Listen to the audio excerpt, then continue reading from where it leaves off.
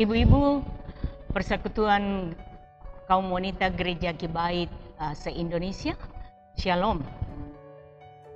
Kita patut mengucap syukur kepada Tuhan karena kita masih ada sebagaimana kita ada pada saat ini.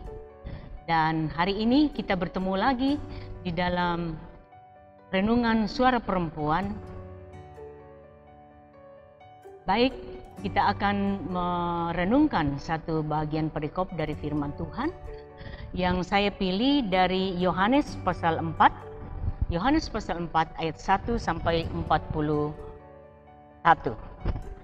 Namun kita tidak akan membaca semua bagian perikop ini, tetapi karena waktu yang singkat kita hanya akan membaca pada ayatnya yang ke-23 dan 24. Firman Tuhan berbunyi, Yohanes pasal 4 ayatnya yang ke-23 sampai 24.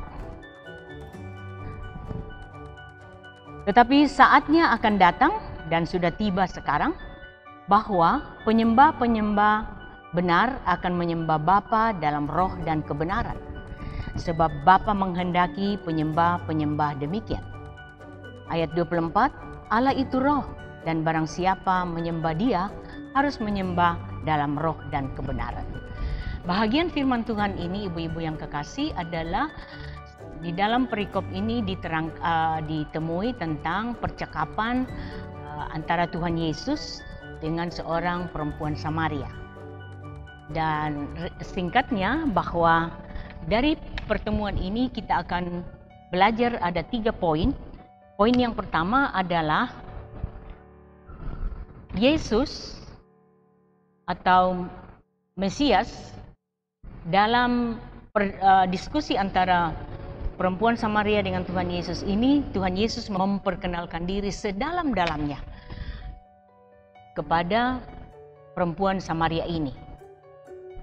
Lalu setelah perempuan Samaria ini mengerti, memahami, dan mendalami tentang Yesus adalah Mesias, dan seperti yang dikatakan di dalam Yohanes pasal 14 ayat 6, Akulah jalan dan kebenaran dan hidup. Tidak ada seorang pun yang datang kepada Bapa kalau tidak melalui Yesus. Dengan demikian, maka perempuan Samaria ini sungguh-sungguh mengerti bahwa dia harus menerima Mesias sebagai juru selamat. Yang kedua, perempuan Samaria ini yang sudah diselamatkan tidak membuang-buang waktu. Dia langsung pergi menceritakan pertemuannya dengan Tuhan Yesus, dan dikatakan di dalam ayat yang ke-42 bahwa banyak orang Yahudi yang langsung menerima Yesus juga sebagai juru selamat dan pergi kepada Yesus menemui Yesus. Yang ketiga, Tuhan Yesus menjelaskan bahwa setelah kamu menjadi anak-anak Tuhan atau sudah menerima Yesus sebagai juru selamat pribadi, maka cara penyembahan kamu harus dirubah, pola pikir kamu harus dirubah. Yang dulunya adalah pola lama, di mana ibadahmu adalah ibadah pola lama yang ditentukan oleh tempat, kiblat, dan ritual-ritual yang kamu lakukan sejak dari nenek moyangmu. Tapi pada saat ini sudah tiba sekarang bahwa kamu tidak akan melakukan cara penyembahan seperti itu, tapi Tuhan menghendaki cara penyembahan-penyembahan yang benar. Dan malah Tuhan Yesus menekankan bahwa ada saatnya, bahkan sudah tiba sekarang. Ibu-ibu yang kekasih, bukankah masa pandemik ini merupakan realitas daripada firman Tuhan ini atau perkataan Tuhan Yesus, bahwa pada saat-saat ini kita resah, kita gelisah karena kita tidak dapat pergi berdoa atau menyembah Tuhan atau beribadah sepenuhnya ke gedung-gedung gereja kita. Bukannya gereja tidak penting, tetapi ternyata bahwa sesuai dengan kata Tuhan Yesus, ada saatnya kita tidak bisa menyembah di dalam gedung gereja. Walaupun gedung gereja itu sangat penting, tetapi ada saatnya. Dan pada saat ini, banyak syarat-syarat untuk gereja tetap membuka pertemuan atau ibadah. Dan itu harus diikuti oleh karena ini adalah protokol-protokol pandemi. Dan itu agak sulit sehingga kebanyakan gereja sekarang mengadakan Zoom atau online. Nah, ini tidak salah karena yang dipentingkan di dalam hal ini adalah cara beribadah yang benar.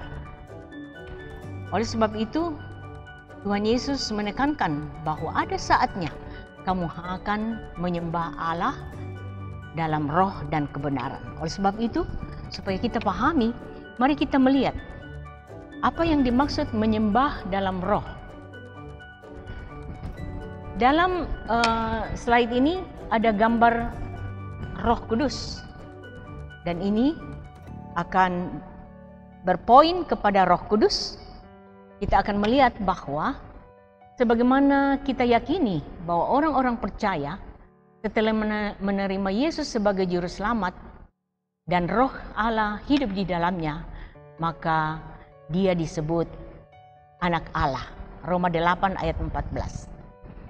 Dan kalau kita benar-benar sudah menjadi anak Kristus, anak Allah, maka kita harus hidup di dalam kebenaran. Yang dikatakan kebenaran itu adalah Yesus sendiri. Akulah jalan dan kebenaran dan hidup. Tidak ada seorang pun dapat sampai kepada Bapa kecuali melalui aku. Yang kedua, sudah dikatakan tadi bahwa ada masanya kamu tidak dapat beribadah di suatu tempat. Dan dalam diskusi yang dilakukan oleh perempuan Samaria tadi dengan Tuhan Yesus menekankan bahwa orang-orang Yahudi ada masanya tidak akan ke Yerusalem lagi, tidak akan ke bait suci lagi untuk menyembah. Dan terbukti sampai sekarang ini bait suci belum dibangun. Sehingga orang-orang Yahudi sekarang ini hanya menyembah di tembok ratapan, salah satu tembok yang tersisa dari bait suci. Dan dikatakan kepada perempuan Samaria itu, bukan juga di Gunung Gerizim, di mana kamu biasa mengadakan penyembahan dengan ritual-ritual. Dan mungkin seandainya sudah ada gedung-gedung gereja pada waktu itu, Tuhan Yesus akan mengatakan, bukan juga di gedung-gedung gereja. Melainkan, karena Allah itu adalah roh, maka kamu dapat menyembahnya di mana saja, kapan saja, dan kondisi apa saja. Seperti yang kita baca tadi dalam bagian firman Tuhan. Jadi, menyembah dalam roh itu adalah kita harus, karena kita ini hidup dalam roh, dan roh itu ada di dalam kita, maka tatkala kita menyembah, kita harus berkiblat kepada Yesus atau kebenaran itu. Yohanes 4 ayat 24 tentang Yesus adalah kebenaran. Jika kita sungguh menjadi anak Allah, kita harus melatih mengenal Allah dari hari ke hari. Karena dengan demikian 1 Korintus 2 ayat 11 mengatakan, jika kita adalah anak-anak Allah, di dalam kita ada roh Allah yang akan menerangkan Allah itu sendiri kepada kita. Jadi tatkala kita menyembah dalam roh, roh itulah juga yang akan mengajarkan kita bagaimana berbicara dengan roh Allah. Roma 8 ayat 26. Oleh sebab itu, jika kita menyembah, bukan supaya orang melihat kita kusuk, bukan supaya orang melihat, oh luar biasa dia kuasai, firman Tuhan dia kuasai, puji-pujian dan lain sebagainya dengan gaya yang seolah-olah menarik. Tetapi itu yang bukan itu yang dimaksud Tuhan Yesus menyembah dalam roh. Benar-benar roh kita akan bersatu dengan roh Allah dan berdiskusi dan mengadakan komunikasi yang akrab. Berikutnya, menyembah dalam kebenaran. Yesus adalah kebenaran atau firman, dan kita sudah katakan tadi, jika kita menyembah dalam roh, kita harus menyembah fokus kepada Yesus. Karena Yesus adalah kebenaran atau Tuhan Yesus adalah sang firman itu. Yohanes 14 ayat 6 tadi mengatakan bahwa dia adalah kebenaran. Maka tatkala kita menyembah dalam kebenaran, itu berarti bahwa kita menyembah fokus kepada Yesus, fokus kepada kebenaran itu. Tatkala kita menyembah dalam kebenaran, kita menyatakan pengagungan kita. Kita memulai, kalau kita berdoa bukan datang untuk langsung saya minta ini dan kita tutup dalam nama Yesus. Tapi kita harus menjiwai bagaimana Allah itu, bagaimana Yesus kebenaran itu disanjung, diagungkan, dimuliakan. Kita menyatakan kasih kita. Kita menyatakan kerendahan hati kita di hadapannya. Kita datang dengan segenap hati kita, jiwa dan akal budi, kekuatan kita. Itu tercatat di dalam Markus pasal 12 ayat 30 dan Lukas 10 ayat 27. Tatkala kita menyembah di dalam kebenaran, kita harus menyembah di dalam karakter-karakter Kristiani. Matius pasal 5 ayat 1 sampai ayat yang ke-12, di mana Tuhan Yesus di bukit dan menerangkan tentang berbahagialah orang. Dan salah satu dikatakan berbahagialah orang yang miskin di hadapan Allah. Apa itu miskin di hadapan Allah? Kita merendahkan hati, kita merendahkan diri, kita menyanjung bahwa kita ini adalah miskin di hadapan Allah. Dan itu akan berharga di mata Tuhan. Menyembah dengan karakter-karakter Kristus dalam Galatia 5 ayat 22 sampai 23. Ironis sekali kalau ada orang yang mengatakan dia menyembah dalam kebenaran, tetapi dia menyimpan kebencian, kedengkian, percederaan di dalam pikiran, di dalam hidupnya. Maka itu pasti bukan menyembah dalam kebenaran. Menyembah dalam kebenaran adalah yang dicatat di dalam Galatia 5 ayat 22 sampai 25. Ibu-ibu baca sendiri. Jika kita menyembah dalam kebenaran, kita menyembah dengan menteladani Yesus. Yesus mengosongkan diri sampai seperti hamba. Kita datang menyembah Allah dalam kebenaran, menyatakan ini hambamu. Dan sikap hamba itu adalah mau menyenangkan tuannya. Jadi di dalam penyembahan kita juga harus meminta kepada Tuhan, apa yang harus saya buat untuk menyenangkan hatimu Tuhan, untuk supaya Tuhan tersanjung, supaya Tuhan diagungkan dalam penyembahan kita itu. Berikutnya, jika kita menyembah dalam kebenaran, kita menyenangkan hati Tuhan dengan memikirkan perkara-perkara surga, bukan perkara yang di bumi. Firman Tuhan ini yang tajam mengatakan di Matius 6 ayat 21, janganlah melekat hatimu di harta bendamu. Banyak hal-hal yang akan membuat orang melekat di hatinya, di harta bendanya, dan bukan fokus kepada kebenaran, bukan fokus menyembah.